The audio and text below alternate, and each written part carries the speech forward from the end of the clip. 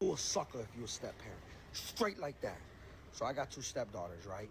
One of them's shipping out to the army in about a month.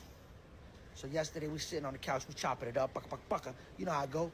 And she's like, yeah, I had to make a will and I had to put people in charge of my body and my money.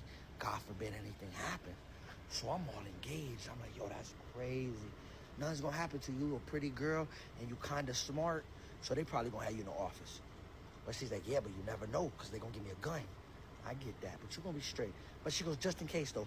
But if I do die, I left everything to my dad. So I paused for a second. I said, huh? Yeah, I left everything to my dad. I figured like he'll do the right thing. I said, everything? Yeah. I said, the car? Yeah. I bought you the car. Oh my goodness. And you see these types of slaps to these people's faces, they're just done so casually too.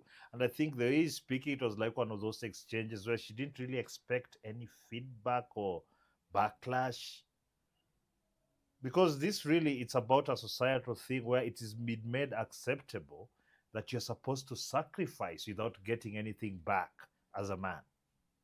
So for these stepfathers, as Anton Daniels will call them, step crash dummies, they never get it because you'll never actually be priority. It doesn't matter, because often I see a lot of people talk about how they hate their fathers because their fathers were never there until they have to meet, and maybe the gentleman makes a few decent attempts to reconnect,